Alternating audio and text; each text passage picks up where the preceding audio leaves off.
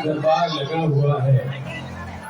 मध्य में स्वर्ण सिंहासन पर अपने अद्भुत वैभव के साथ पौधनपुर के महाराजा अरविंद विराजमान है।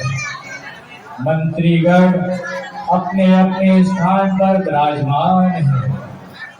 तभी अतिशय कुशल पौड़ मंत्री महोदय गंभीर मुद्रा के साथ महाराज के पास आते हैं।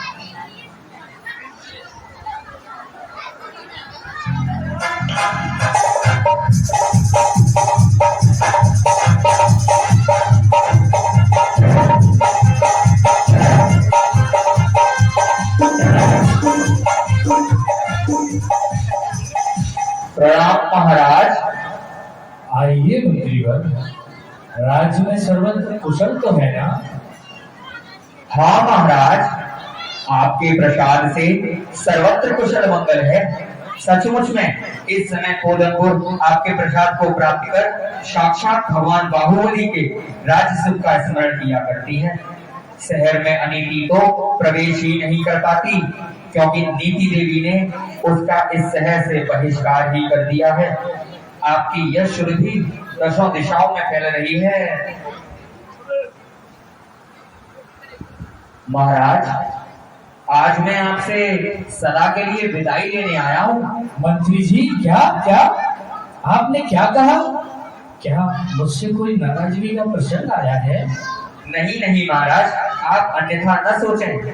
प्रभु आपके पिता और पितामह आदि बुजुर्गों ने तथा हमारे माता पिता आदि बुजुर्गों ने जिस आश्रम को अंत में स्वीकार किया है और जो सनातन परंपरा चली आ रही है, मैं भी उस गृह कारावास को छोड़कर संन्यास आश्रम में प्रवेश करना चाहता हूँ। मगर महाराज, आप प्रसन्न होइए और अब मुझे शीघ्र ही आज्ञा प्रदान कीजिए। महाराज, मन की बात सोच रही है। क्या मंत्रीवर वास्तव में हमारे असीम प्रेम को ठुकरा देंगे? हो सकता है जब मनुष्य को वैराग्य हो जाता है तब उसे यह सारा विश्व का सौंदर्य उस बूंद के समान चंचल दिखाई देने लगता है। तो क्या ये मंत्री जी भी उसी वैराग्य को प्राप्त कर चुके हैं?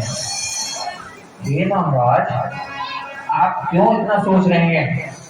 इस संसार में इस जीव का किसके साथ संबंध नहीं हुआ है? यहाँ किस किस को मैंने अपना स्वामी नहीं बनाया, अथवा मैं किस किस का स्वामी नहीं हुआ? कितनी ही बार मैंने 84 लाख योनियों में परिभ्रमण किया होगा, किस किस योनि में नहीं गया होऊंगा, लेकिन प्रभु अब तक मुझे शांति नहीं मिली। बस अब मैं उस अक्षय शांति की खोज में अपने आप को लीन कर लेना चाहता हूँ। मंत्रीवर, क्या आपने अपने परिजनों से आज्ञा ले ली है? क्या आपके पुत्रों ने खुशी खुशी आपको वन में भटकने की और घर घर भिक्षा मांगने की आज्ञा दे दी है? हे राजन, जब वे दोनों पुत्र आपकी आज्ञा में हैं, तो वे आपके अनुकूल ही चलेंगे। उन्हें वे आपकी आज्ञा के बाद आज्ञा नहीं देंगे। दूसरी बात यह है कि पत्नी पुत्रादि सभी स्वार्थ के सगे हैं, सब परमार्थ से रोकने वाले हैं। पर क्या ये मुझे यमराज के मुख से बचा सकेंगे? यदि नहीं, तो फिर इनके मोह में बसने का क्या लाभ? इसीलिए मैं इस अविनश्वर सुख का मार्ग बना लेना चाहता हूँ। अतः मेरे पुत्रों की रक्षा कीजिएगा और मुझे आज्ञा दीजिए। महाराज अरविंद विवश हैं, किंतु मौन पूर्वक स्वीकृति देते हैं और परंपरा आगत के अनुसार मंत्री पद पर कमठ और मरुभूति को स्थापित करते हैं। अब मंत्रीगण वन की ओर विहार कर रहे हैं और कमठ और मरुभूति महाराज के दरबार में आ रहे हैं।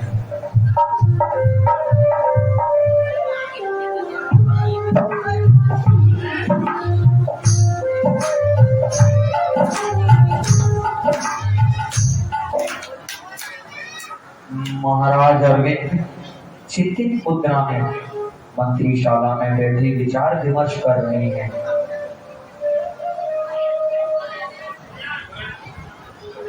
मंत्रीगण,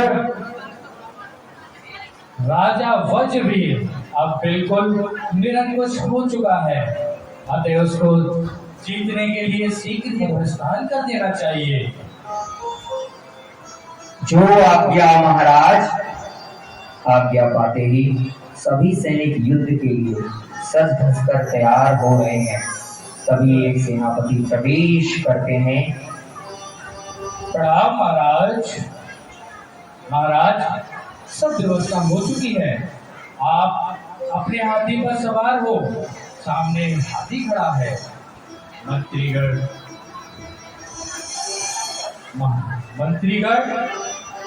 हे मंत्री कमठ, चूंकि हम युद्ध के लिए प्रस्थान कर रहे हैं, अतः आज से पौधनपुर की सारी व्यवस्था, सारी जिम्मेदारी हम आपके ऊपर डाल रहे हैं। आपकी आज्ञा शिरोधार्य है महाराज। माता अनुंधरी की कोख से जन्मे दोनों पुत्रों में धरती आसमान का अंतर, एक पाप था, दूसरा पुण्य, एक विष था, दूसरा अमृत। अर्थात कमठ अत्यंत कुटिल, परिणामी कुनीति में कुशल और दुष्ट आत्मा था, और मरुभूति अत्यंत सरल स्वभावी, अतिशय निपुण धर्मात्मा था। मंत्री कमठ का समय पाकर निरंकुश हो गया और स्वयं को राजा घोषित करने कर अन्याय का साम्राज्य फैलाने लगा।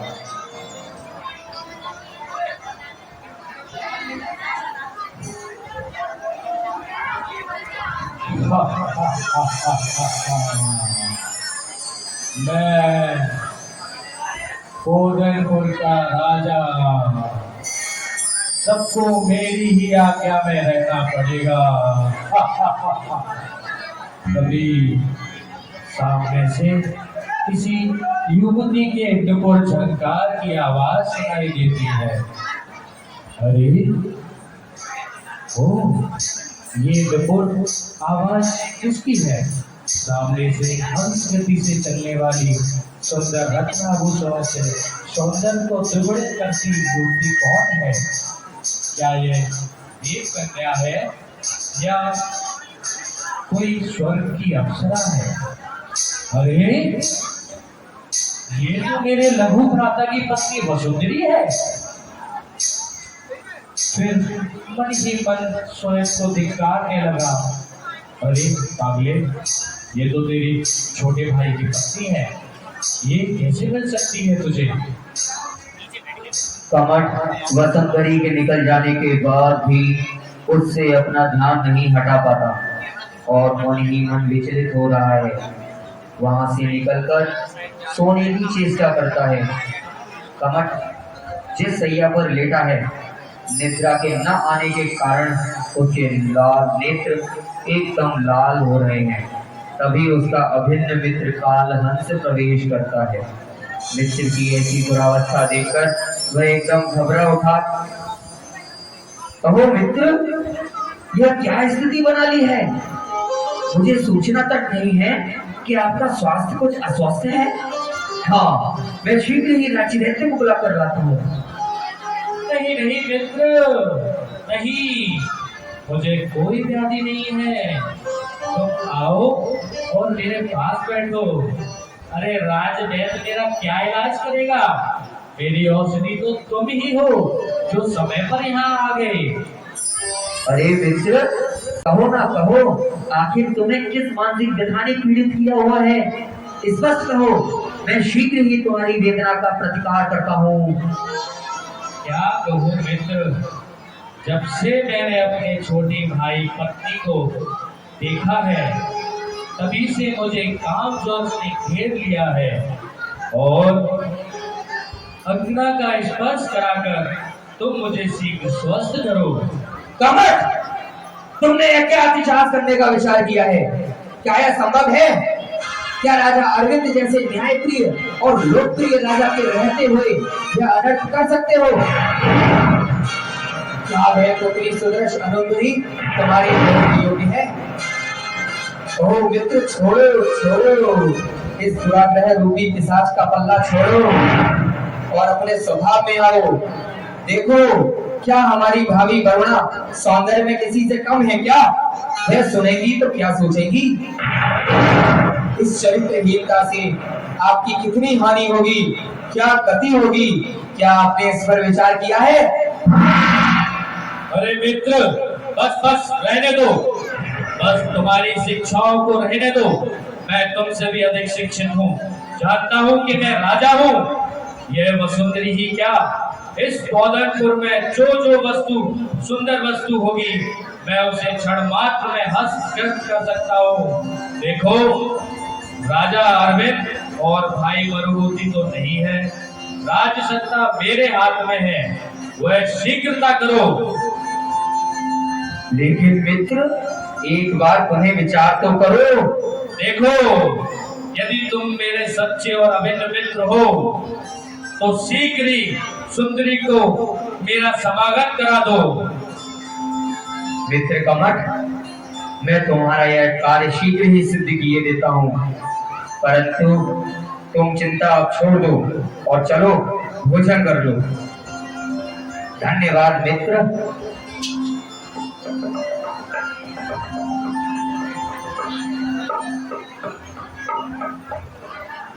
वह दुष्ट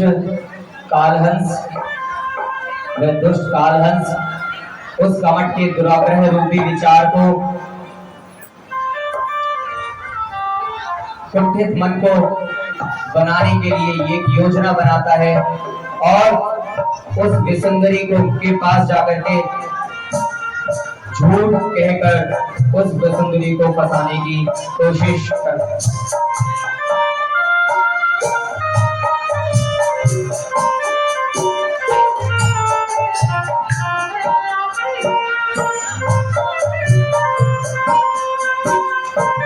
सुंदरी सुनो, आज कमट न जाने क्यों और किस कारण से दुखी है। तुम जाकर उसे देखो, वो क्यों दुखी है। क्या हुआ भैया कान्हन, आज जेठ क्यों दुखी है? क्या कोई और कारण तो नहीं है? मुझे नहीं पता विसुंदरी के क्या कारण है, बस बड़ा बेचैन है और इस समय तो मरुभूति भी नहीं है। आप जाकर के जरा उसे देखो कि उसकी परेशानी का कारण पूछो। हाँ भैया, मैं स्वयं जाकर देखती हूँ कि हमारे भैया कमट क्यों दुखी हैं। वहाँ कमट महल के पीछे के उद्यान में छल करने के योग्य से बैठा हुआ था। वह सती माँ वसुंधरी उनके मनोभाव को समझ न सकी और वन में चली गई। वन में पहुंचकर कमट एक बाग में विसुंदरी का इंतजार कर रहा था। प्रणाम भैया, क्या कारण है? आप इतने विचलित और परेशान क्यों हैं? आओ आओ बल्ले बल्ले आओ, तुम्हारे विरागनी से झुलसे हुए शरीर और मेरे मन को अधर्मामल से संचित करो, शांत करो।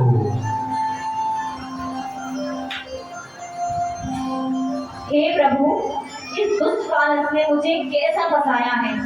मेरे साथ कोई छल रचा गया है। हाय हाय, मैं क्या करूं, कहाँ जाऊं? मेरी रक्षा कैसे होगी? इधर वह वसुंधरी अपनी रक्षा का उपाय सोच रही थी कि पापी कालहंस बाहर से दरवाजा बंद कर देता है। साथ आप मेरे पतिदेव के बड़े भ्राता सिर्फ पिता तुल्य हैं। आपको ये नीच कृत करना शोभा नहीं देता। अरे सर्वत्र शहर में आपकी दुष्टता की चर्चा है। फिर उसमें आप एक और कलंकी बनने का साहस कर रहे हैं। मैं इस समय आपसे अपने सतीत्व की चिर की भिक्षा मांगती हूँ। प्राण प्रिय, देखो देखो तो सही, तुम्हारे बिना मेरा रोम रोम व्यथित हो रहा है। ये धर्म चर्चा का समय नहीं है। इधर महाराज कुछ ही क्षण के अंतर वसुंधरी अपने अमूल्य शील रत्न को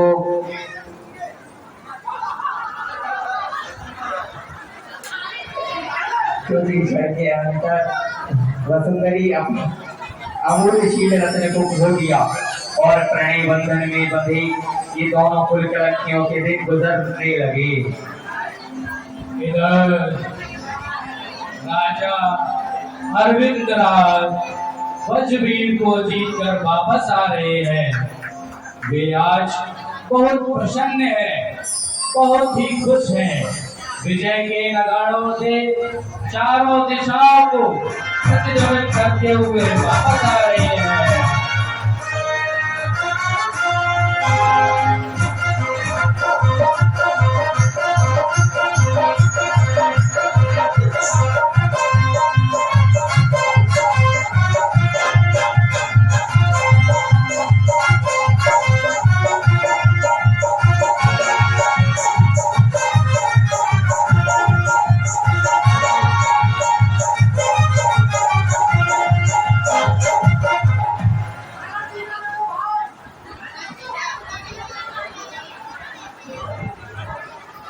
राज दरबार लगा हुआ है।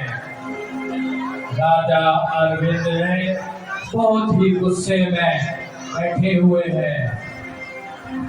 मंत्रीवर, क्या यह बात सही है जो मेरे गुप्तचरों और विश्वस्तरों के द्वारा मुझे मिली है?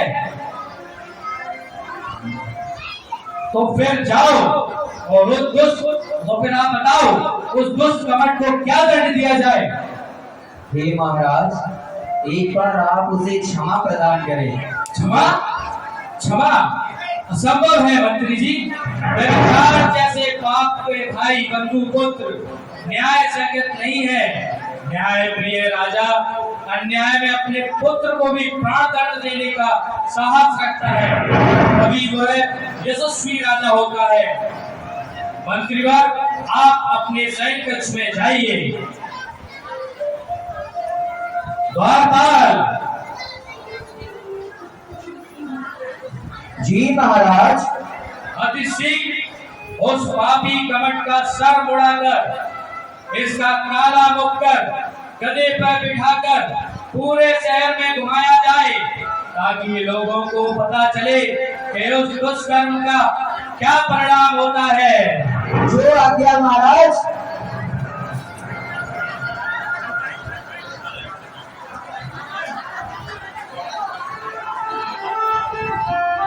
उधर कोतवाल राजा की आज्ञा का पालन करता है।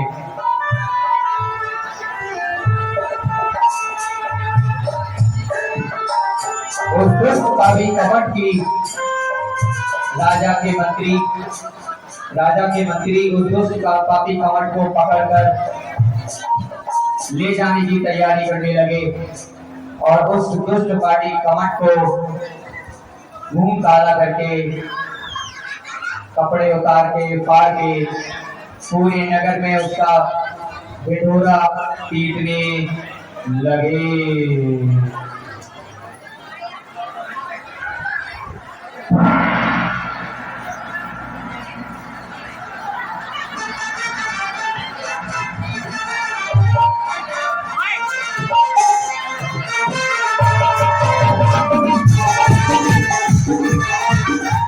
ये दुष्ट पापी चोर है, ये चोर है, पापी है, सब जगह पापी है, दुष्ट कमट पापी है, सब देश में व्यापी है। यह दुष्ट कमट व्यभिचारी है, यह दुष्ट कमट व्यभिचारी है।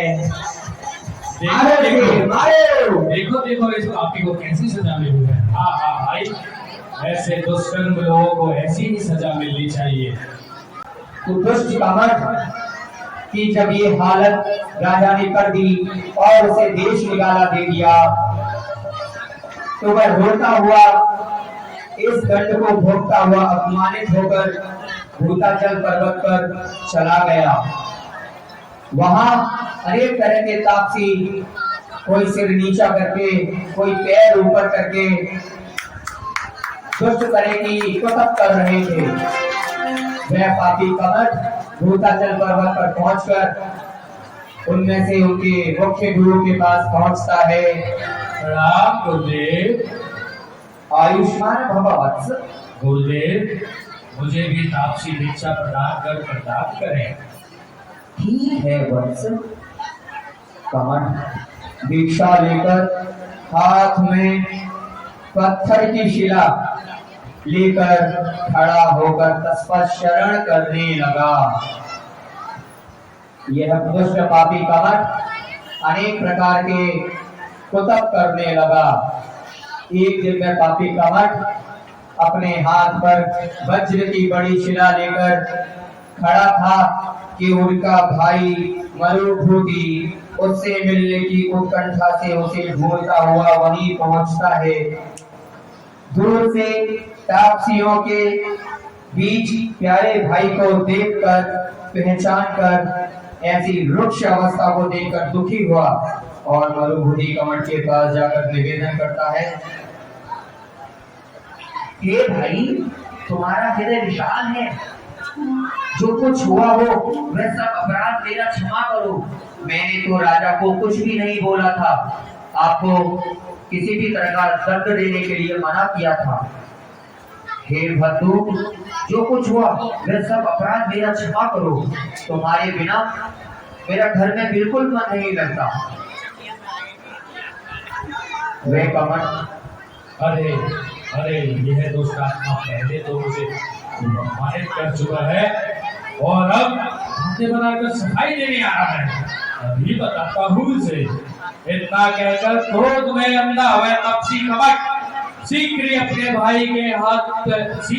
भाई के सर पर वो भारी शिला पटक देता है। ये दुष्ट, ये शिला तेरे सिर पर पटक के तुझे खत्म कर देता हूँ। भाई के सिर पर वज्र जैसी शिला पटकते ही खून की फुहारें निकल पड़ती हैं और वो वहीं प्राण त्याग देता है। अरे अरे देखो, इस नए साधु ने क्या अनर्थ कर दिया। बिना युद्ध अपने भाई को ही मार डाला। धिक्कार है, धिक्कार है। अरे जल्दी मेरी गुरुदेव को सूचना दो, इस पापी ने क्या किया। साधु होकर ऐसे काम करता है, इतनी कसाए किसी ने अपने प्रमुख गुरुओं को बुलाकर, अरे दोस्त, तूने इसीलिए दीक्षा ली थी क्या? ऐसा कृत्य किया, तूने हमको कलंकित कर दिया। धिक्कार है, तू अब यहाँ नहीं रह सकता। इसको इसी समय धक्के मारकर यहाँ से बाहर निकालो। ऐसा कहकर तापसी गुरु ने तत्क्षण ही आश्रम से उसे बाहर निकाल दिया। वहां से निकलकर वह दुष्ट वन में जाकर भीड़ों से मिल गया, चोरी डकैती करने लग गया। एक बार वह राज्य में चोरी करने गया और वहां के कोतवाल ने उसे पकड़ लिया।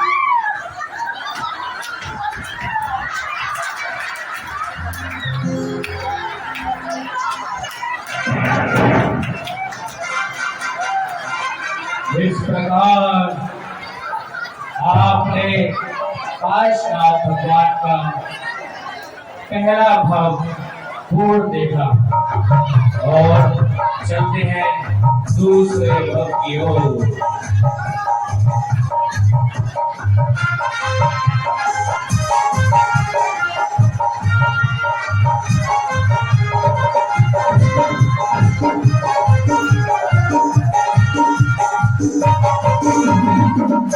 इस प्रकार भगवान पार्श्वनाथ का पहला भव, जिसमें मरुभूति के रूप में वो जीव, पार्श्वनाथ का जीव अपना आत्म ध्यान के कारण, मृत्यु होने के कारण अपने दूसरे भव में सल्लकी नाम का वन में वज्रघोष नामक हाथी हुए।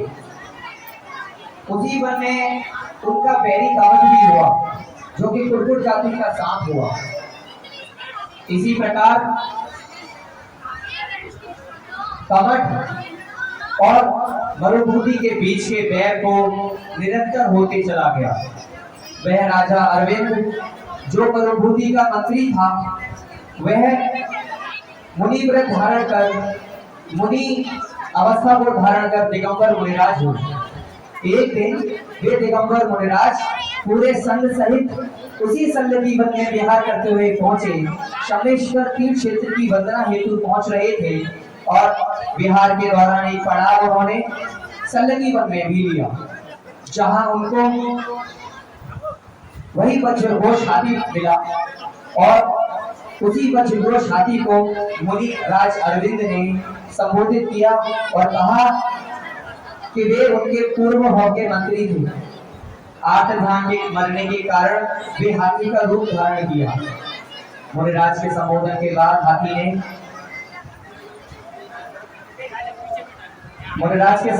बाद हाथी ने सभी प्रकार के उद्दंड करने का त्याग कर दिया। जब उसकी मृत्यु आई, उसने मुनिराज के संबोधन को भरपूर फायदा उठाया और बड़े ही शांत स्वभाव से अपनी मृत्यु को प्राप्त किया। उसके पश्चात हाथी का जीव निरंतर देव योनि में, मनुष्य योनि में आकर के किसी राजा के पुत्र हुए, उन्हें मुनि व्रत धारण किए, उन्हें देव योनि में गए, पुनः देव योनि से आकर के उन्होंने मुनि व्रत धारण किए और कमठ का जीव निरंतर नरक में जाकर के किसी भी प्रकार के दुष्ट क्रियाओं को करने के लिए मृक्ष योनि में, मनुष्य पर्याय में जन्म लेकर उसने भी अपने पुनः नरक, फिर मनुष्य योनि, फिर नरक, फिर मनुष्य योनि, इस प्रकार के प्राप्त कर अपने 9 भव पूरे किए। मरुभूति का जीव 9वें भव में चक्रवर्ती के रूप में हुए।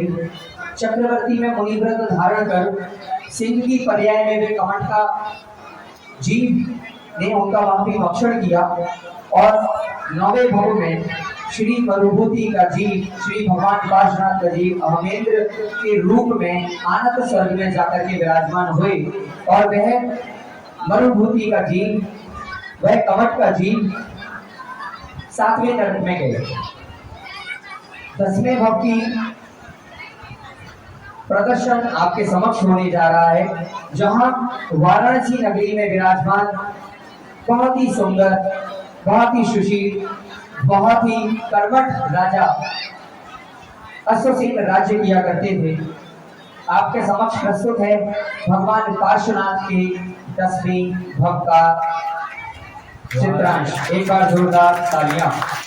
वाराणसी नगरी में राजा अश्वसेन अपने सिंहासन पर थे। बुद्धिगढ़ महाराज अतिथिगणों का वखार कर रहे थे। समय समय पर मंत्रीगण राज्य की सुव्यवस्था पर, प्रजा के सुख एवं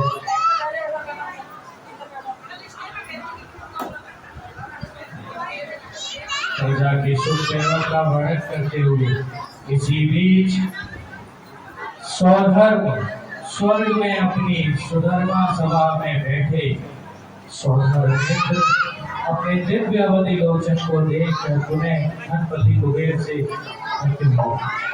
सौधर्म मित्र आइए, अब हम आपको इंद्र सभा में ले चलते हैं। देवाधिदेव सौधर्म मित्र अपनी राज्यसभा में बता रहे हैं।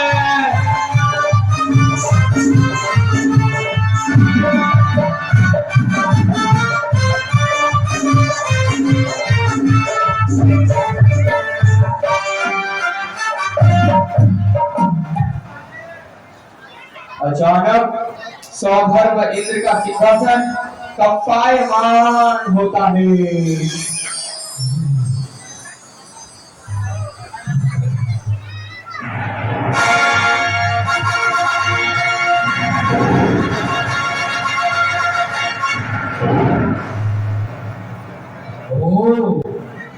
ये क्या, मेरा आसन क्यों कंपायमान हो रहा है? अरे वाराणसी नगरी में आज से 15 माह पश्चात तीर्थंकर भगवान पार्षद जन्म लेने वाले हैं। आज से 6 माह पश्चात वे महारानी बाबा देवी की पवित्र कोख में अवतरित होंगे। जय हो तीर्थंकर पार्षद की जय हो। पुनः गणपति कुबेर को स्मरण करते हैं।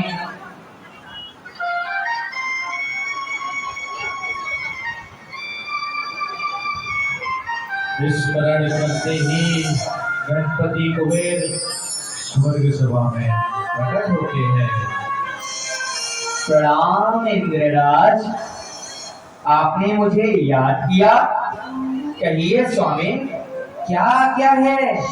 हे धन आनंद नरेश का जी, जो कि यहाँ आनंद स्वर्ग में इंद्रप्रस्थ के सुखों का उपभोग कर रहा है, उसकी आयु अब सिर्फ 6 माह शेष रही है।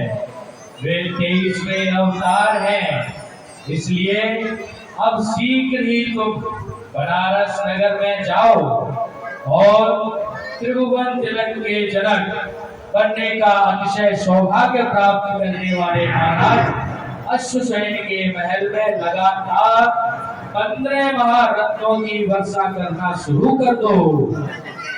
जी आज्ञा महाराज। इतना कहकर हाथ जोड़कर इंद्रराज को प्रणाम कर वह वहां से वाराणसी नगरी में पहुंचता है।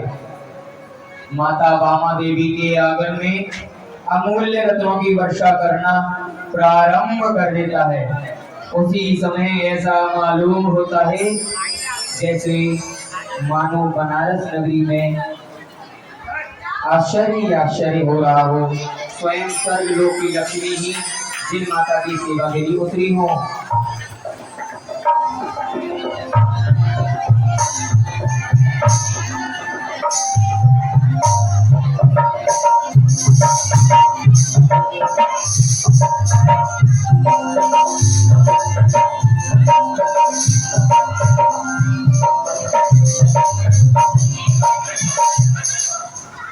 देखो देखो रत्न वृष्टि हो रही है, कैसा अनुभव दृश्य है। हाँ, मैं तो मैं भी देख रहा हूँ, पर इतना तो बताओ कि यह वृष्टि क्यों हो रही है? अरे भाई कमाल है, क्या तुम्हें ये भी नहीं मालूम? अपने महाराजा सुसेन है ना, उनकी रानी बाबा देवी से तीर्थंकर प्रभु जन्म होने वाला है। क्या कहा? पुत्र जन्म लेने वाला है? लेकिन यह जो रत्न वृष्टि कर रहा है उसे कैसे मालूम हुआ? अरे भैया तुम्हें नहीं मालूम, ये तो स्वर्ग से ही आया हुआ गणपति कुबेर है।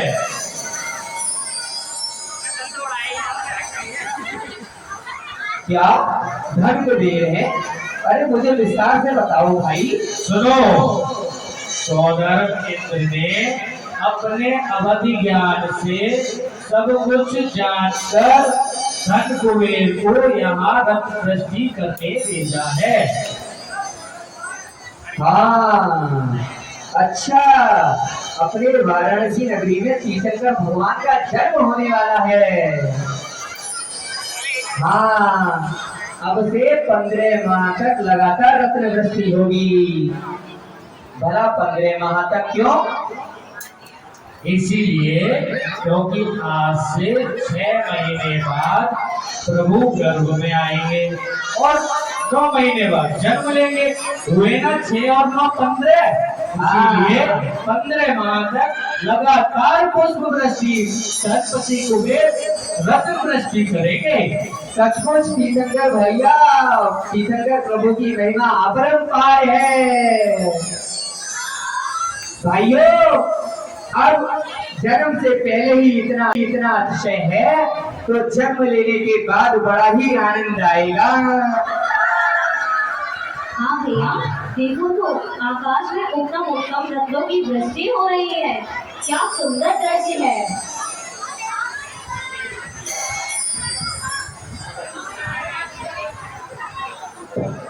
हाँ बहन, बड़ा ही मनोहर दृश्य है। चलो राजमहल में चलकर रत्न लेके आते हैं। चलो भाइयों, रत्न लेके आते हैं, रत्न।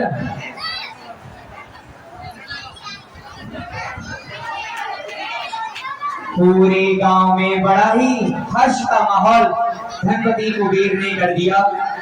11-15 माह तक निरंतर रत्न वृष्टि की वर्षा करते रहे। हमारे पूरे बनारस की दरिद्रता एक क्षण में मिट जाती है और सभी खुश हो जाते हैं। उसके बाद सब लोगों के धन में बहुत खुश होते हैं। पूरे बनारस में स्वर्ग जैसा माहौल बना हुआ है।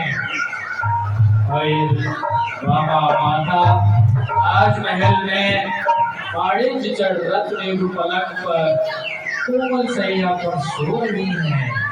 रात्रि के अंतिम प्रहर में माता ने झिन झिन के पद्महार को ग्रहण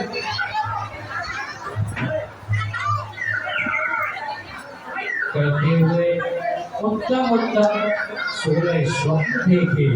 आइए अब हम आपको सोलह स्वप्न का दृश्य दिखाते हैं।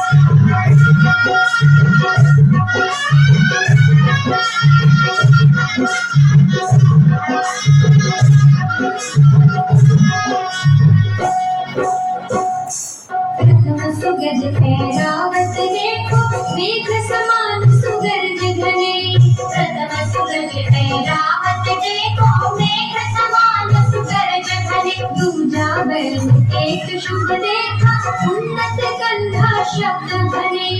दूजा बैल एक शुभ देखा उन्नत गंधा शब्द धने।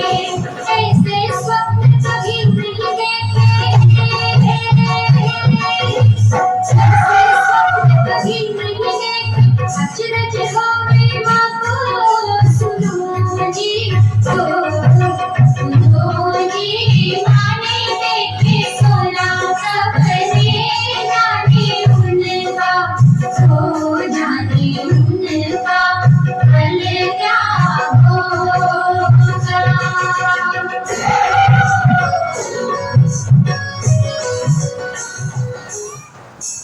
महारानी बामा देवी के निरंतर सुलह स्वप्न देखने के पश्चात वे उठकर लेटती हैं।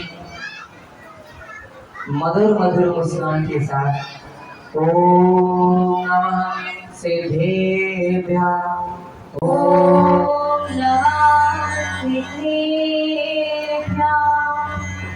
नमो अरिहन्ताणं नमो सिद्धाणं नमो आयर्याणं नमो वत्सायाणं नमो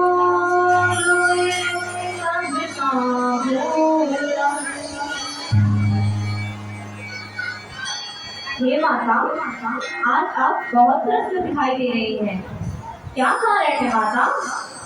हाँ माता, आज मैं विशेष रूप से दिखाई दे रही हूँ। क्या कोई खास कारण है? हाँ देवियों, आज मेरी प्रसन्नता का कारण कुछ और ही है। माता, वे क्या कारण है? हमें भी बताइए ना। देवियों, आज रात्रि में अंतिम पहर में 1-2 नहीं बल्कि 16 स्वप्न देखे मैंने। माता, जरूर कोई दिव्य स्वप्न देखे होंगे। महारानी जी, कृपया उन सपनों के बारे में हमें भी बताइए ना। हाँ आप बताइए ना, वे दिव्य स्वप्न क्या हैं? देवियों, इतनी अधीर मत हो। अभी स्नान आदि से निवृत्त होकर राजसभा में चलेगी, वहीं महाराज से उन प्रश्नों का फल पूछोगे, तब आप सब सुन लेना। ठीक है माता। सखी, माता के स्नान आदि की व्यवस्था करो।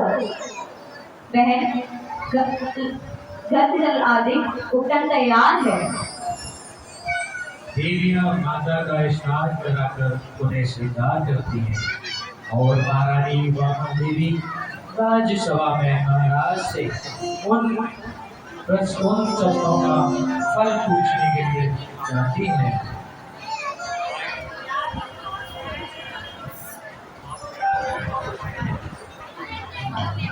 महाराज अश्वसी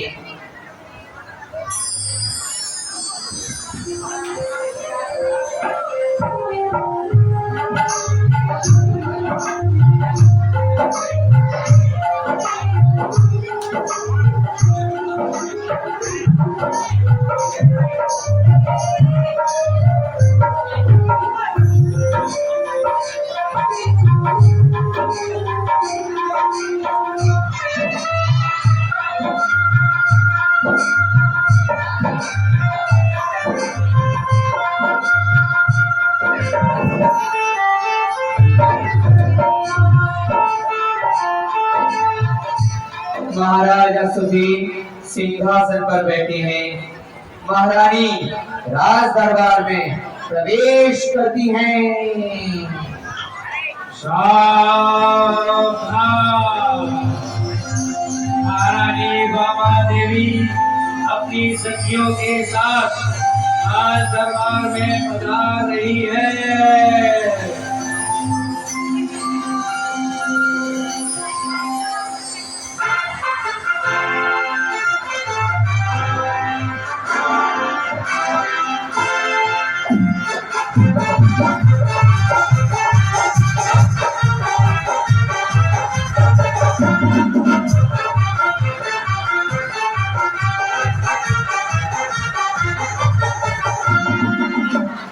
प्रणाम महाराज। हे स्वामी, आपको नमस्कार हो। आइए महारानी, आज आसन ग्रहण किए। कहिए, आज राज दरबार में किस कारण आना हुआ? प्रणाम पिताश्री। बैठो देवियों। महाराज, आज राज दरबार में आने का कारण मेरे स्वप्न है।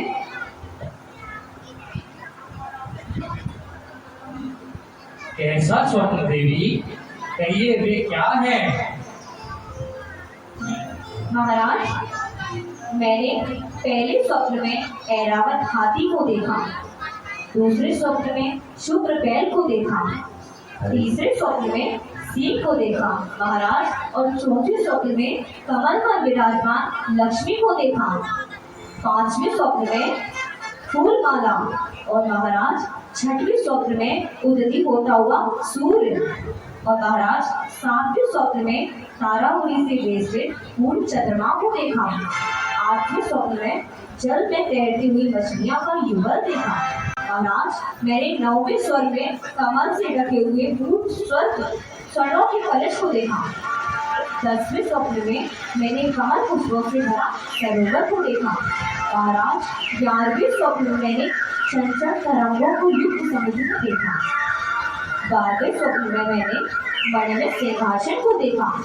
महाराज 13वें स्वप्न में देव विमान, 14वें स्वप्न में धरणेन्द्र भवन को देखा और महाराज 15वें स्वप्न में रत्नों की बारिश को देखा और 16वें स्वप्न में निर्धूम अग्नि देखी। इस प्रकार मैंने ये महाराज 16 स्वप्न देखे। ओ, अति उत्तम। ये स्वप्न बहुत शुभ है प्रिय। महाराज इन 16 स्वप्नों में मैंने एक स्वप्न और देखा। महाराज एक उन्नत कंधों वाला सूर्यवैल मेरे रूप में प्रवेश कर रहा है। महारानी उन स्वप्नों को देख निवेदन करके उनके फल की जिज्ञासा के प्रत्युत्तर की अपेक्षा करती हैं। उसी समय महाराज अपने अवधि ज्ञान से बल से चित्तवन करके एक एक स्वप्न के फल को पृथक पृथक बतलाते हैं और कहती हैं, हे देवी, आपके घर में त्रैलोक्यपति तीर्थंकर का जीव अवतरित हो चुका है। आप जगतपति पुत्र रत्न को प्राप्त करेंगी, जिसके फल स्वरूप, जिसके पुण्य फल के निमित्त से ही स्वर्ग की देवियां आकर आपकी सेवा कर रही हैं।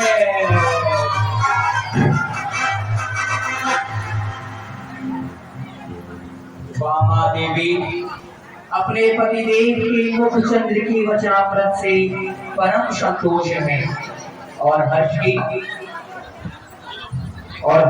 प्राप्त होती हैं और अपनी स्त्री पर्याय को सार्थक समझती हैं।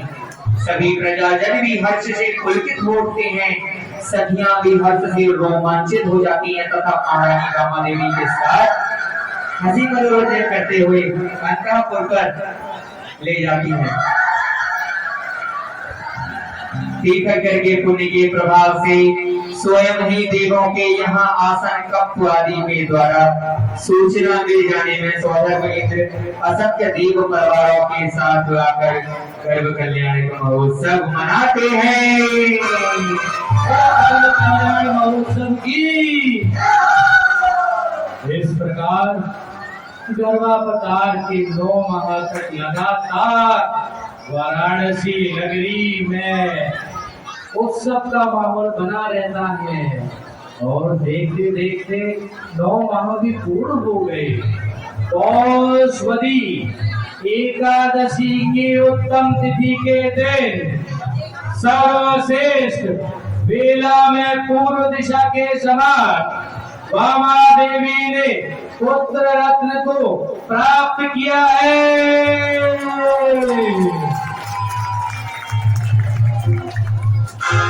जन्म से ही 3 ज्ञानी के धारी और तीर्थंकर सिद्धू के जन्म से सभी दिशाएं निर्मल हो उठी। नरकों में भी मात्र की शांति छा गई और स्वर्गों में बिना बजाए बाजे बजने लगे, इंद्र का आसन चमकाने लगा और मस्तक मुकुट स्वयं ही झुक गया। स्वर्ग में सौधर्मेंद्र अपने अवधि ज्ञान से तीर्थंकर भगवान का जन्म जानकर अपने सिंहासन से उतर के 7 पिंड आगे बढ़कर परोक्ष रूप से प्रभु को नमस्कार करते हैं। उन्हें आदेश देते हैं कि हे देवो, हाथी को सजाकर तैयार करो। आप सब हाथी रूप में चढ़कर तीर्थंकर भगवान का जन्म कल्याण उत्सव मनाएंगे। वो आजा इंद्राज, वो आजा। सौधर्मेंद्र अपने विशाल पर्वत के साथ दूरी घोड़े के साथ जय जयकार आदि से आकाश मंडल को विराजमान करता हुआ सत्यलोक की राजधानी की वाराणसी नगरी में पहुंचकर नगरी की एक प्रदर्शना देकर राज दरबार में भेंट करते हैं।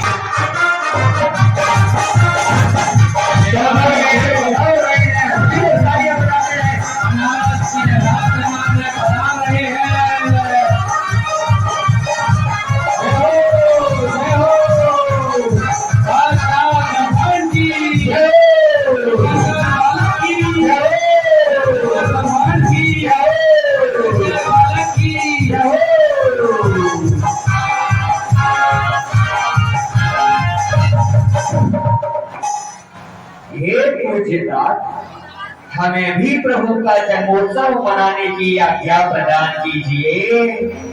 हाँ हाँ, इतराज क्यों नहीं। हमारे लिए इससे बढ़कर प्रसन्नता की और क्या बात हो सकती है। जाइए प्रभु का जन्मोत्सव मनाइए। हे सचिव, आप शीघ्र ही प्रसूति गृह में जाकर जिस शिशु का दर्शन कीजिए और अपने श्रीलिंग को छेद कर अपने इस जन्म को सफल करिए। और हाँ, जल्दी ही जिस शिशु को लेकर आना। मैं भी प्रभु का दर्शन कर अपने नेत्रों को सफल करूंगा और प्रभु को सुमेरु पर्वत पर ले जाकर अभिषेक करूंगा।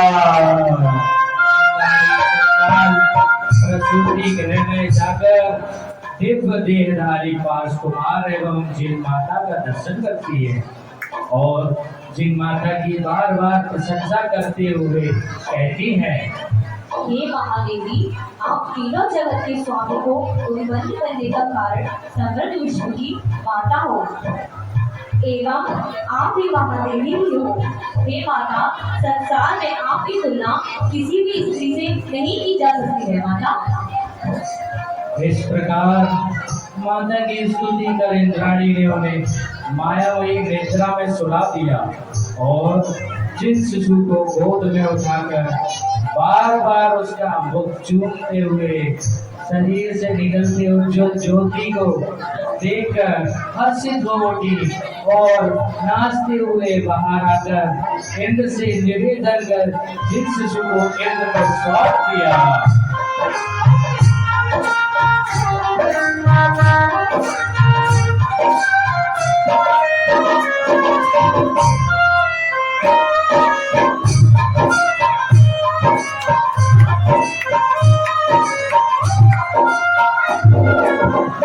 हे देव, आप हमें परम आनंद प्रदान करने के लिए बाल चंद्रमा की भांति लोक को प्रकाश देने के लिए प्रकट हुए हैं। हे ज्ञानी, आप विश्व के स्वामी हैं, हम आपको प्रणाम करते हैं। आप विश्व के स्वामी हैं, हम आपको प्रणाम करते हैं। आप विश्व के स्वामी हैं, हम आपको प्रणाम करते हैं। जिनके कर सुख कार्य है, तेरा देख के रूप तेरा देख के हर्ष दिए नर नारी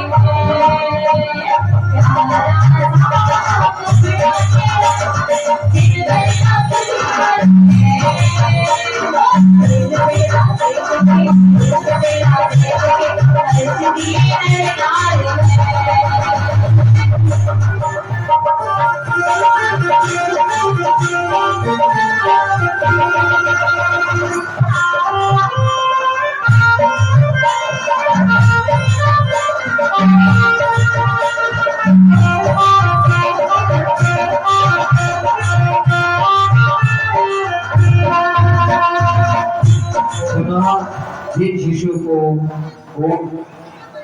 ऐरावत हाथी पर बिठाकर सुमेरु पर्वत की ओर चल पड़े। अनेक देव देवियां चमर ढुराते जा रहे हैं। ऐसा सुंदर दृश्य जो कि पहले कभी किसी ने नहीं देखा हो। प्रभु को उठाया, हाथी पे बिठाया, प्रभु को उठाया, हाथी पे बिठाया, पांडु के बने अभिषेक कराया, पांडु के बने अभिषेक कराया। तेरी पूजा में करो, करो, आंखों में कचरी करो, में करो।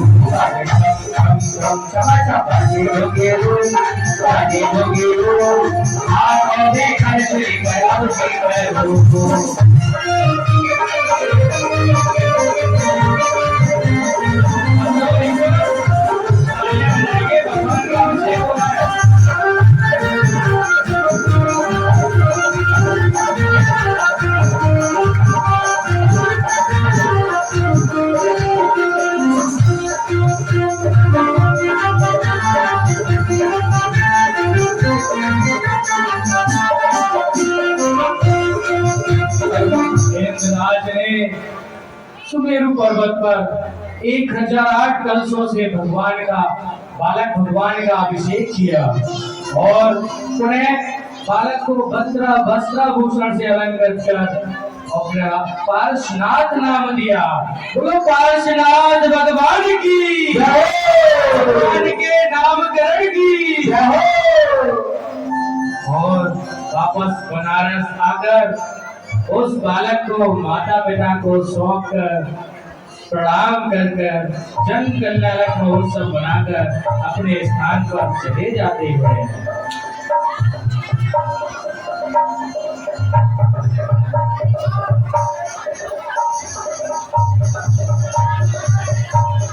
इधर नगर में भी हलचल मची हुई है।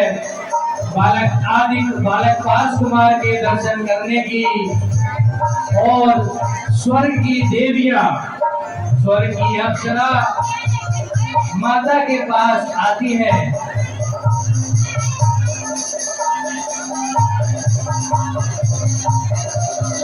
नगरवासी भी जिस शिशु को देखकर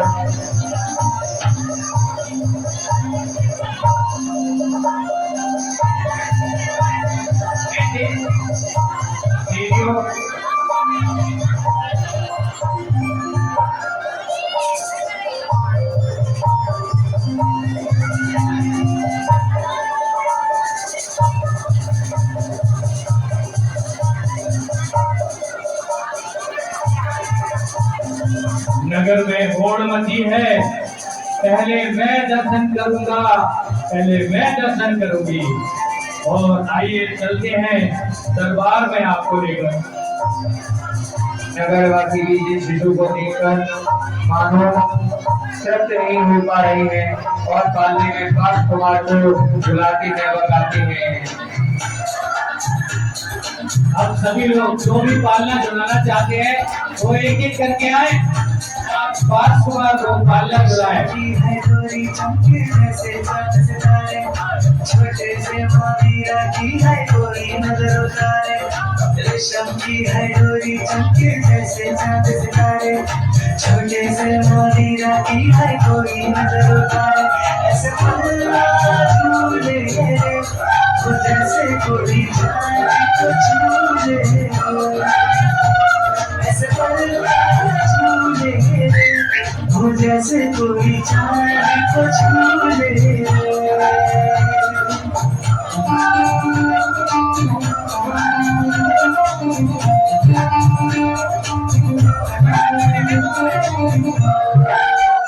तीनों लोक में हो जैसे कोई शादी रे, सारी दुनिया से आए हो बाराती रे। तीनों लोक में हो जैसे कोई शादी रे, सारी दुनिया से आए हो बाराती रे। खुशियाँ हिलाया दिल में समाया, आंखें कैसे लोग हैं? कोई भी नहीं आ रहा पालना जुलाने। क्या मतलब है? कोई पालना जुलाने आओ भाई, पास कुमार का पालना है। आप लोग तो ऐसे महंगे से मेहंदी लगी हुई है। सब लोग एक एक करके पालना जुलाने आए और कोई भी खाली हाथ पालना नहीं जुलाएगा।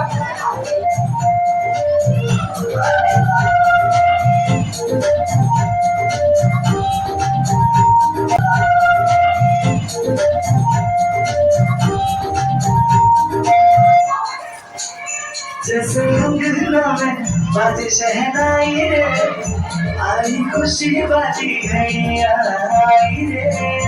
जैसे अंगना में बजे शहनाई रे, आई खुशी वाली घड़िया आई रे, लाल आया खुशियाँ है लाया, दिल में समाया, आगे डम डम डम के जैसे सारे तारे झूमे, बस पलना झूमे, जैसे कोई चांद को छूले, रेशम सभी लोग चालक जुलाई व्यवस्थित बैठ हैं। अभी नाटिका खत्म नहीं हुई है।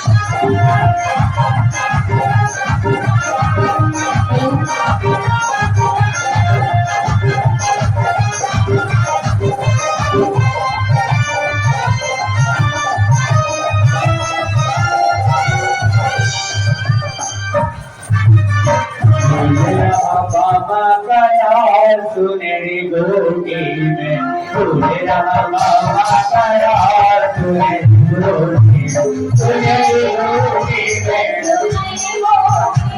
सुनहरी गोटी में, लोगी बनती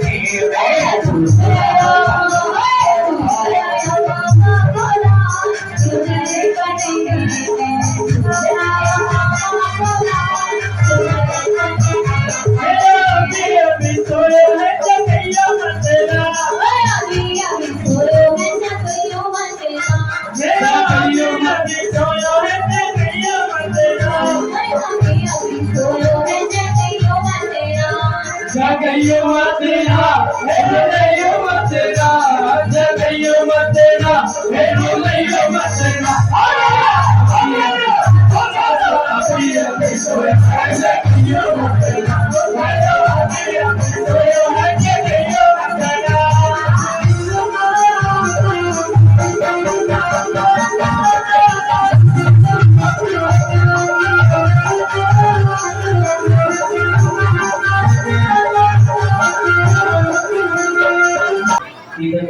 कुमार जब 16 वर्ष की अवस्था में प्रवेश कर रहे थे, तब पिता अश्वसेन ने अपने कर्तव्यों के नाते भगवान पार्श्वनाथ से विवाह करने का प्रस्ताव रखा।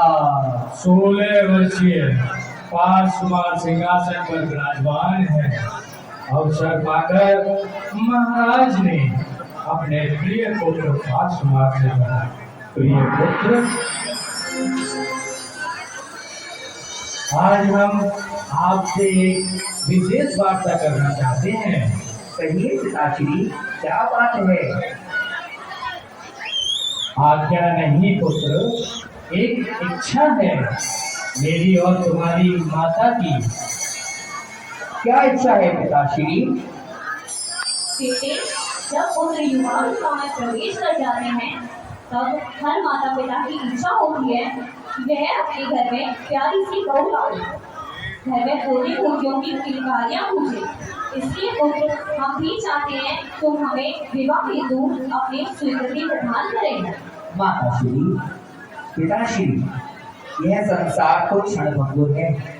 इन क्षणिक सुखों में फंसकर अपने अनमोल मानव जीवन को व्यर्थ गंवाने से क्या लाभ? मैं तो आपका तीर्थंकर पुत्र हूँ, जगत के कल्याण हेतु जन्मा हूँ। मैं विवाह के बंधन में नहीं बंधूंगा। फिर तो बेटे खुद तीर्थंकर को छोड़कर सभी तीर्थंकर विवाह किया है, फिर तुम क्यों मना कर रहे हो? माता, आखिरकार में उन्होंने भी उसे छोड़ा है, फिर छोटी सी उम्र में ऐसा कार्य करके व्यर्थ अपूर्ण समय को क्यों गवाऊं? इसलिए हे प्यारी माँ, मैं तो सिद्धि कन्या से विवाह का पूर्ण निर्णय ले लिया है और आपको उसे बहू बनाने की स्वीकृति प्रदान करनी ही पड़ेगी। इस प्रकार तीर्थंकर कुमार पार्श्वनाथ ने माता पिता के समक्ष लाख प्रयासों के बाद भी इस प्रस्ताव को अस्वीकार कर दिया और बाल ब्रह्मचारी रहे। बोलो बाल ब्रह्मचारी पार्श्वनाथ भगवान की, पार्श्वनाथ भगवान की।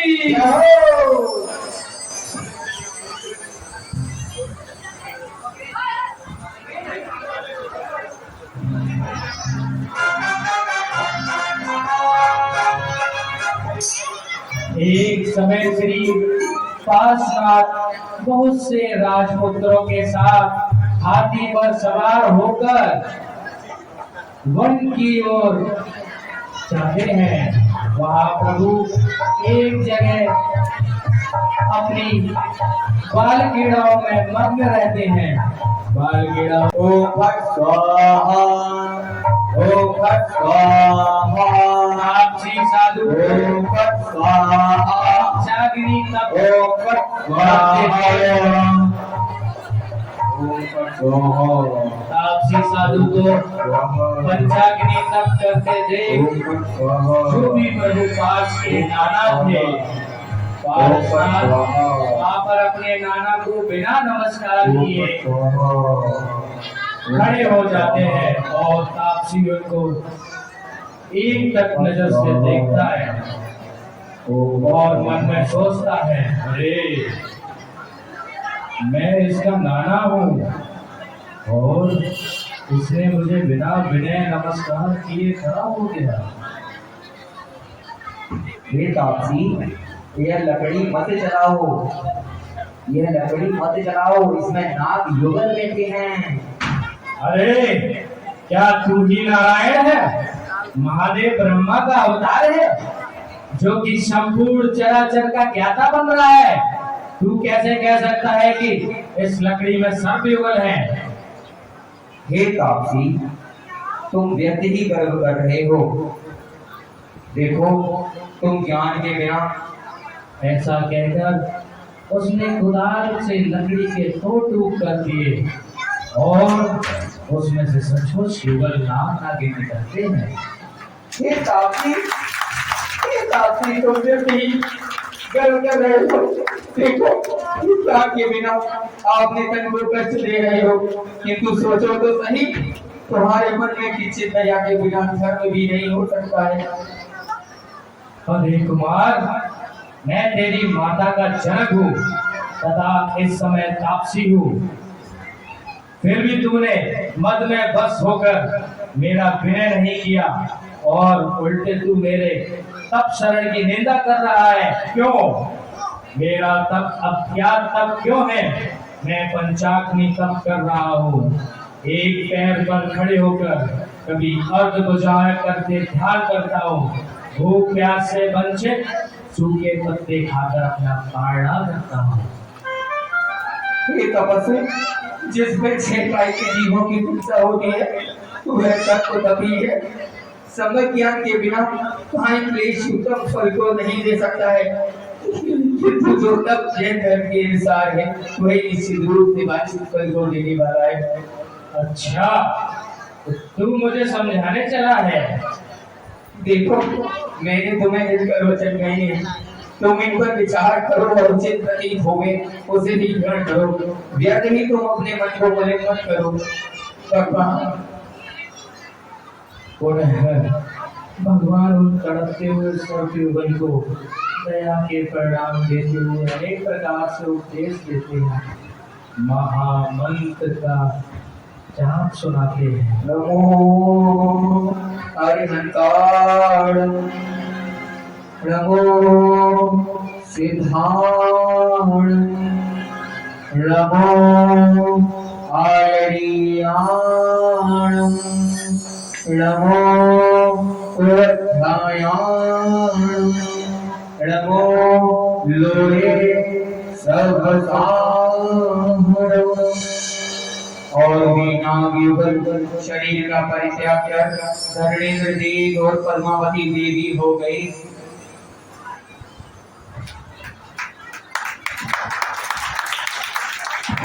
बंधुओं, आपको यहाँ एक विशेष बात और बतानी है।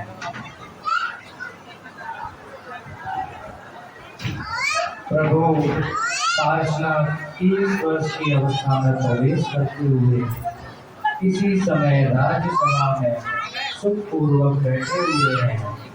उसी समय राज दरबार में अयोध्या नरेश जय सेन महाराज का दूत आता है और नाना प्रकार की वस्तुएं भेंट कर रखकर नमस्कार करता है।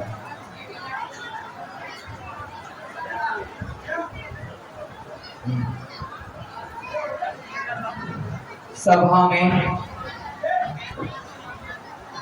में भगवान पार्श्वनाथ के साथ उनके पिता अश्वसेन भी विराजमान हैं। दूत महाराज से आते हुए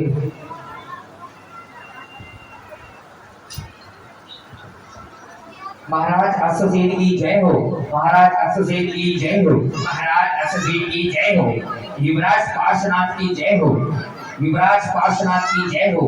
प्रभु दूत, आपके आगमन का क्या कारण है? महाराज, मैं अयोध्या नरेश महाराजा जयसेन का दूत हूँ।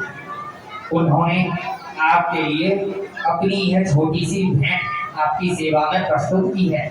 और दूत भेंट को महाराज के चरणों में रख देता है।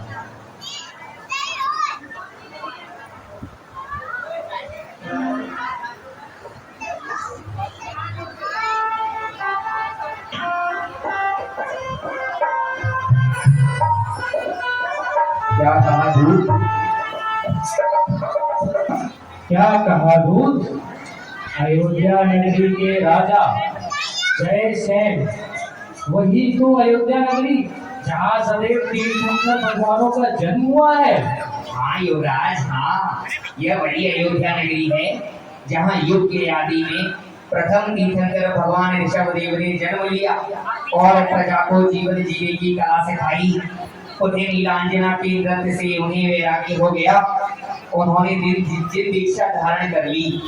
उसी अयोध्या नगरी में भगवान अजितनाथ, अभिनंदननाथ व सुमतनाथ भगवान भी जन्मे, जिन्होंने वैराग्य होते ही दीक्षा ग्रहण कर ली और मुक्ति रमा का वर्ण किया।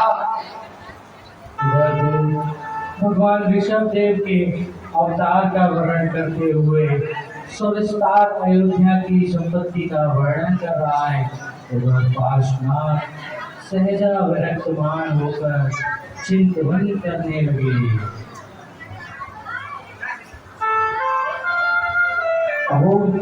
तीर्थंकरों ने उत्तम उत्तम भोगों का परित्याग करके आत्मशुद्धि को प्राप्त किया है। अब मेरा भी आत्म साधना का समय हो चुका है। जब इंद्रों के वैभव से इस जीव की तृप्ति नहीं हो सकती, तो किंचित मात्र ही मनुष्य भोग के सुखों से क्या तृप्ति हो सकती है। जिस समय प्रभु बाह्य भावनाओं का चिंतन कर रहे थे कि तत्क्षण ही लोकांतिक देव आकर पुष्पांजलि चढ़ाकर प्रभु के चरणों की पूजा करके प्रभु के गुणों का कीर्तन करने लगे। लोकांतिक देव आकर के प्रभु का कीर्तन करने लगे।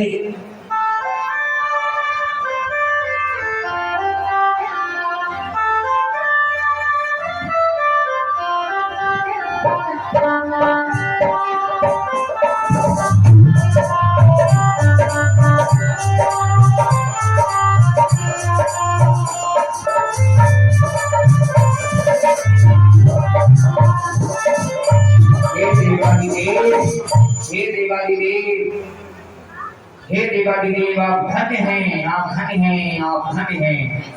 आपकी निर्मल विचार सरणी धन्य है। हे दयानिधि, इस समय भी धन्य है जो कि आपके मौल सेना को जीतने के लिए तैयारी की गई है। हे नाथ, आज शिवकांता अपने सौभाग्य की सराहना कर रही है और उसकी प्रतीक्षा में वह आज तपस्या सखी को भेजकर आपको अपनी ओर शीघ्र ही आकर्षित करना चाहती है। स्वामी, जगत के जीवों का आज महान पुण्य अवसर आया है जो कि आपने अपने उद्धार के लिए कदम उठाया है। इत्यादि रूप से प्रस्तुत करते हुए वे लोकांतिक देव अपने अपने स्थान पर चले जाते हैं।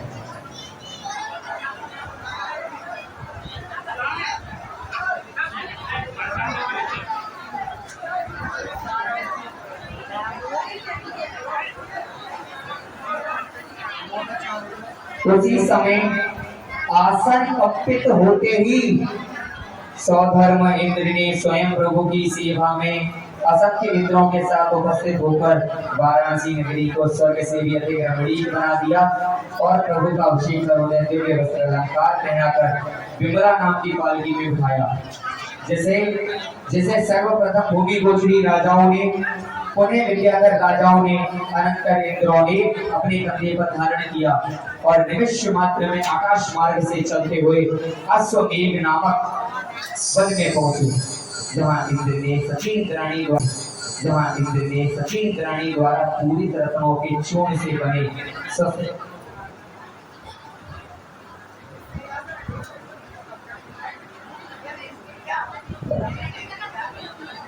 सचिन रानी द्वारा पूरी रत्नों के चूर्ण से बने स्वस्तिक पर बैठने का निवेदन किया और प्रभु ने सिद्धों की साक्षी पूर्वक कच्छ मुष्टि केस लॉन्च कर दिगंबर मुद्रा धारण कर ली और दीक्षा लेते ही अपने मन पर यह ज्ञान प्रकट हो गया।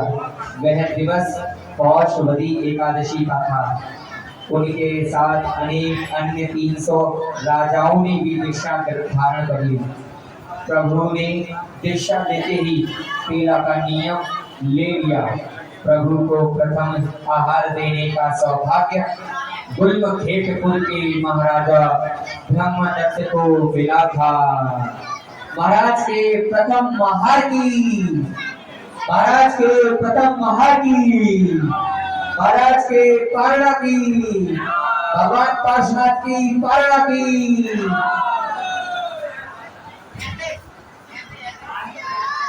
पुनः तीर्थंकर पार्श्वनाथ अब मुनि व्रत धारण कर अपने शरीर को कठिन तपस्याओं के लिए तैयार कर कठिन साधना करने लगे।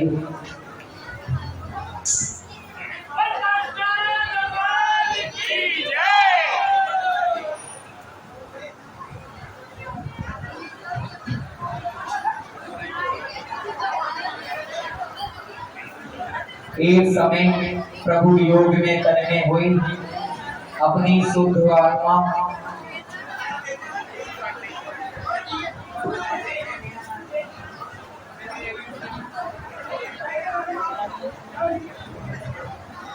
एक समय प्रभु योग में तन्मय होकर अपनी शुद्ध आत्मा के परम आनंद को अमृत रस का अनुभव ले रहे थे।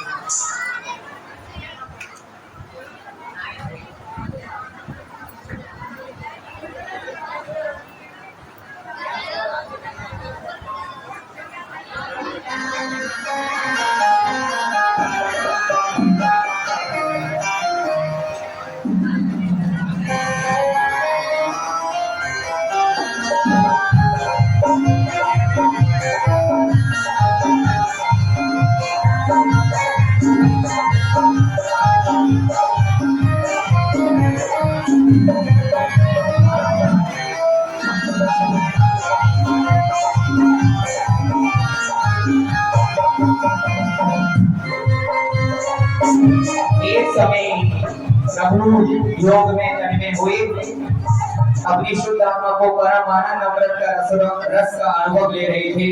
तभी आकाश मार्ग से गमन करते हुए एक संवर नामक देव ज्योतिषी का विमान जो कि कमट का जीव था, उसका दृष्टांत आपके समक्ष आने जा रहा है। बोल चिंतामणि पार्श्वनाथ भगवान की, बोल चिंतामणि पार्श्वनाथ भगवान की, बोल चिंतामणि पार्श्वनाथ भगवान की।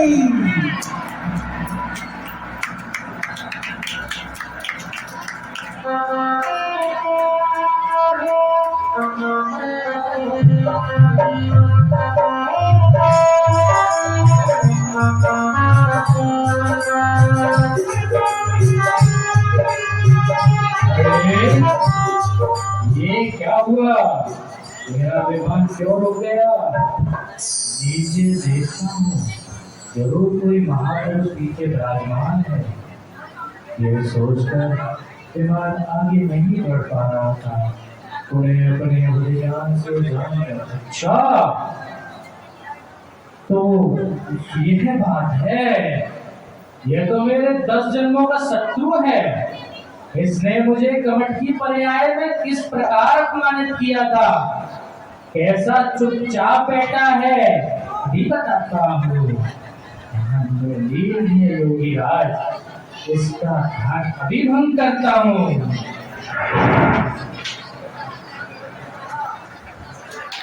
अरे दोस्त, आज मैं अपने हर जन्म का बदला लेकर रहूंगा। इतना कहकर उसने प्रभु के ऊपर घोर उपसर्ग करना प्रारंभ कर दिया। जोर जोर से बारिश होने लगी। चारों में तूफान आने लगा। लेकिन अमल से वह पापी घाट चल कर का शब्द करता हुआ महावेताल रूप में कर किया।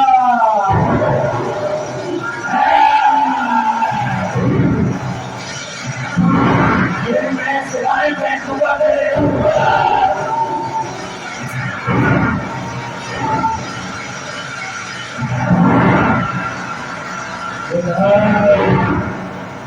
वो निरंतर पार्श्वनाथ भगवान पर उत्सर्ग करता रहा। उपसर्ग करते करते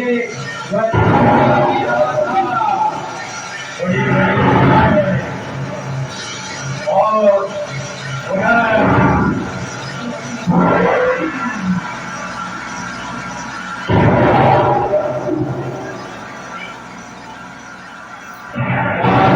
का उपसर्ग निरंतर चलता रहा।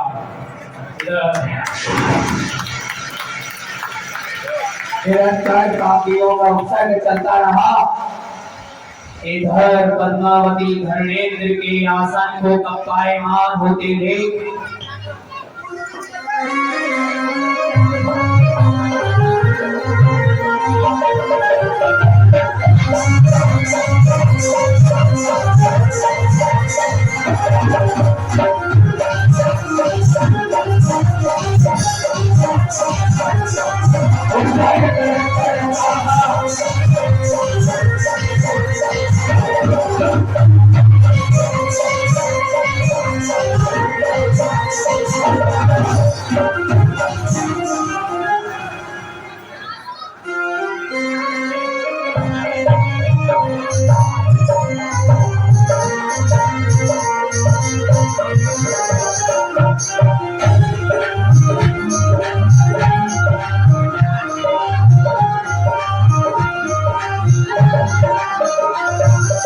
का उत्सर्ग निरंतर चलता रहा। कमट अपने सच से नहीं मान रहा। तभी धर्मेंद्र का आसन कंपित होता है। होता है, अरे यह क्या हुआ? मेरा आसन क्यों कंपित हो रहा है? पुण्यवती गांव से विचार कर यह क्या? मेरे प्रभु का उपसर्ग, मेरे संकट हरता पर इतना बड़ा उपसर्ग। हे देवी पद्मावती, हम पर अगण्य उपकार कर वृक्ष योनि से निकालने वाले देव योनि को प्राप्त कराने वाले भगवान पार्श्वनाथ पर एक देव द्वारा घोर उपसर्ग हो रहा है। क्या कहा नाथ? प्रभु पार्श्व उपसर्ग? हमें पवित्र महामंत्र को सुनाकर उत्तम कृति को प्राप्त कराने वाले उन समाज हमारे उपकारी प्रभु करिए। हाँ देवी, हाँ, शीघ्रता करिए। दोनों देव दंपति वहाँ खड़े हैं और प्रभु की 3 प्रदक्षिणा लगाकर पद्मावती धड़ेन भगवान के पास पहुंच रहे हैं।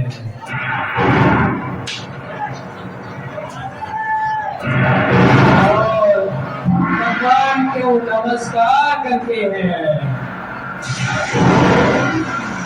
अरे दुष्ट पापी, अरे दुष्ट पापी ठहर जाओ, ठहर जाओ। क्या तुझे पता नहीं कि तू यह किस पर उपसर्ग कर रहा है? प्रभु पार्श्वनाथ पर।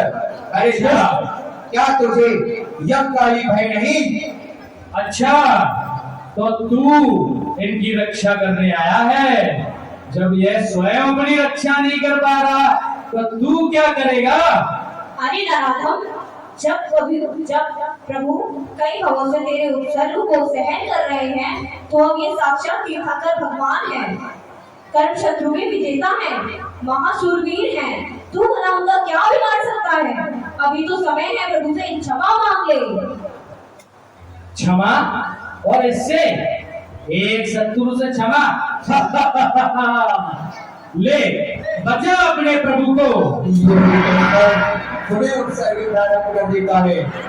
जब प्रभु पार्श्वनाथ के ऊपर और धड़ेन्द्र उनको उठाएंगे और उनके ऊपर पद्मावती छत्र लगाती है। भगवान पार्श्वनाथ के ऊपर उपसर्ग होते थे। भगवान पार्श्वनाथ 5000 धनुष ऊपर उठते चले जाते हैं और उनका केवल ज्ञान प्रारंभ हो जाता है। बोलो पार्श्वनाथ भगवान की, पार्श्वनाथ भगवान की।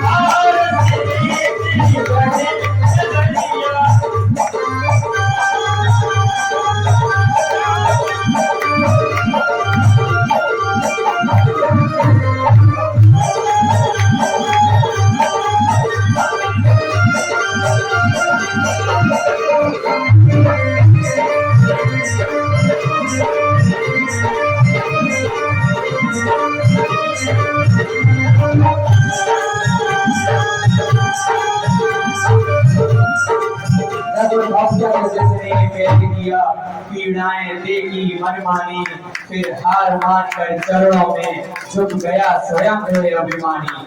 फिर हार मान कर चरणों में झुक गया। एक बार अपनी तालियों से बता दें कि इन बच्चों ने कितनी मेहनत की है। जोरदार तालियां बजाएं।